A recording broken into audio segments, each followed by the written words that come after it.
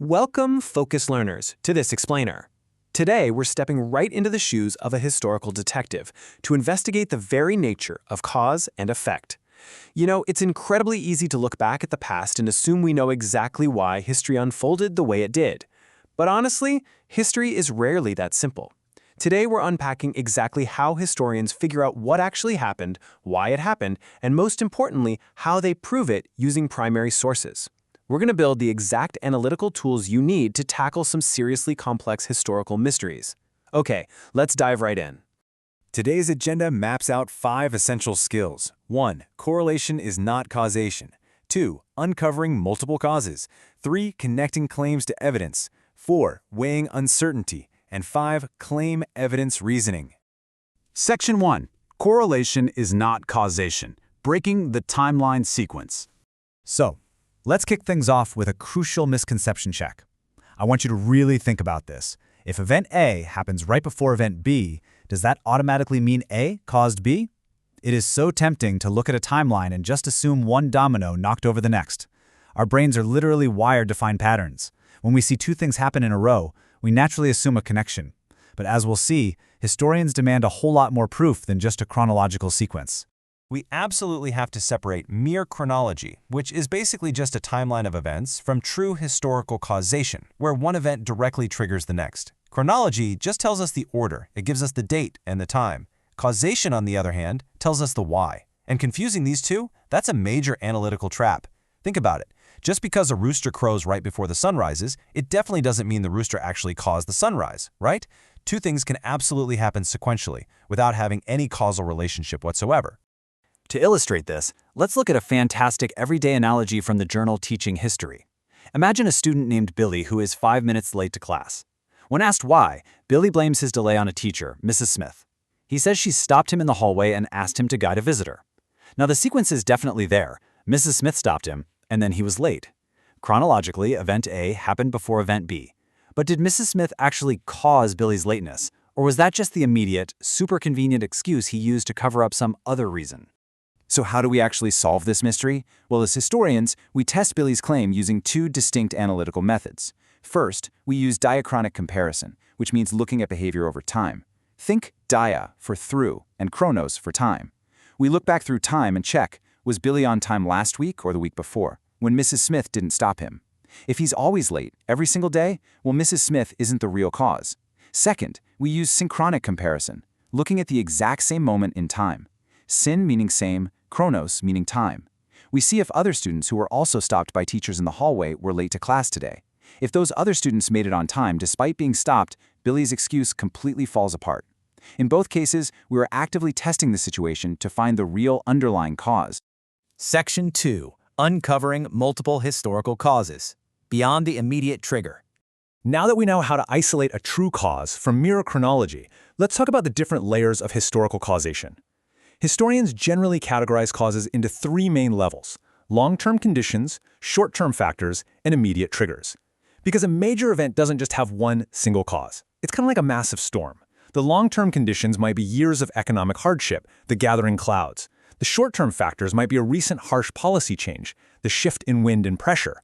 And finally, you have the immediate trigger event, an assassination or a riot, the lightning strike that sets the whole thing off.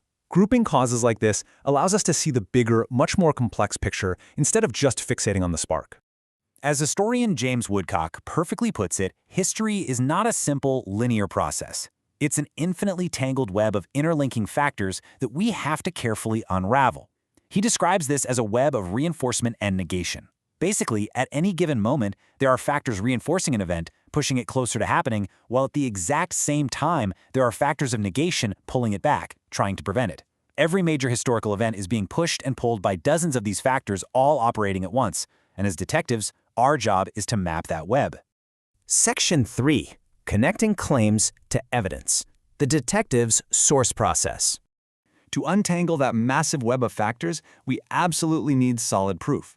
You simply cannot just make a claim. You have to back it up. The National Archives gives us a highly practical 4-step method for investigating any written document. First, meet the document. What exactly is it? A personal letter? A government decree? Second, observe its parts. Who wrote it? When was it written? And what's the tone? Third, make sense of it. Why was this even created in the first place? And finally, use it as historical evidence. What does this specific document prove about our historical web that we couldn't learn from anywhere else? Let's apply this process to a primary source, like a handwritten historical essay analyzing the Norman conquest. When we observe the parts of an argument like this, we want to look at how the author explicitly groups their causes. For instance, pointing out how one event was a necessary cause while other elements were just contributory causes. This is a vital distinction. A necessary cause is something that absolutely had to happen for the final event to occur. Without it, the whole thing doesn't happen. Contributory causes? They help push things along, sure, but they weren't the sole driving force. By making sense of specific vocabulary like that, we can see exactly how an author prioritizes their evidence to build a really nuanced case. The Library of Congress framework operates very similarly. It pushes us to observe specific details, reflect on the historical context, question the creator's motives, and develop an investigation strategy. They really want us to generate deep hypotheses. Why do you think somebody made this? Who is the intended audience? Did the creator have a motive to lie, exaggerate, or maybe leave out certain facts? If someone made this exact same document today, what would be different? This is exactly how we forcefully interrogate our proof to ensure it actually holds up under scrutiny. Section 4. Weighing evidence and uncertainty. Navigating the unknown. Of course, as historical detectives, we are rarely going to have a perfect, unbroken record of the past. That means we have to learn how to weigh the evidence we do have. So, here is an evidence-based check for you.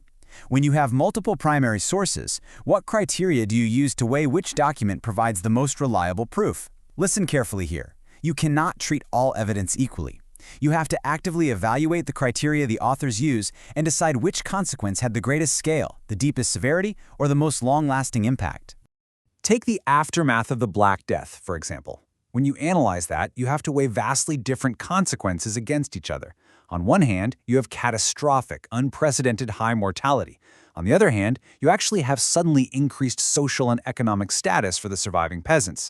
You have to determine their relative historical importance. It isn't just about noting that things changed, it is about determining if the economic wealth and freedom gained by some survivors historically outweighs the immense, devastating social tragedy of the mortality rate. This is exactly where your critical historical judgment comes into play. You are literally weighing scale against severity. And hey, remember that uncertainty is just part of the job? The Library of Congress explicitly tells historians to embrace the unknown by asking a really fantastic question. What do you notice that you can't explain? It is perfectly okay and honestly expected to find details in a primary source that totally baffle you.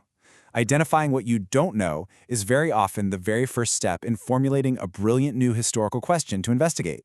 Don't hide from the unknown. Lean into it. Section 5. Claim, evidence, and reasoning. Closing the case. Now it's time to bring all of our detective skills together into a cohesive final argument using claim, evidence, and reasoning, or CER. This is how we present our findings and officially close the case. The CER framework requires you to state a clear historical claim, provide specific evidence directly from your primary sources, and offer reasoning that explicitly connects the two together. I really want to emphasize that the reasoning part is often the hardest, yet most important part of the job. It is the invisible thread linking your evidence back to your claim. Your reasoning is where you explain exactly how and why that specific piece of evidence proves your claim about a cause or consequence. It's the analytical glue that holds your entire historical argument together so it doesn't just fall apart the second it's challenged. Let's finish up with a transfer question. How could you apply this CER framework, along with that diachronic comparison we talked about, to argue the real cause behind a recent rule change in your own daily life? Think about it for a second. If a strict new phone policy was just enacted at your school, what was the immediate trigger? What were the long-term conditions? Was this building up over years? What exact evidence would you gather to prove your claim? And how would you reason it out? History isn't just some dusty subject trapped in the past. It is a powerful lens for analyzing the complex world around you right now. You now have the analytical tools to think like a true historian. This concludes our explainer for the Grade 7 Modern World History lesson, Cause and Effect, Evidence Discussion Video Overview, Lesson ID, Social, Modern, Unit-02, Lesson Pack-06, Cause and Effect, Evidence Discussion Video Overview. As you log off and look at the news today, I want to leave you with this. When you see a major event unfold, are you looking at the true historical cause, or just the very last domino that happened to fall?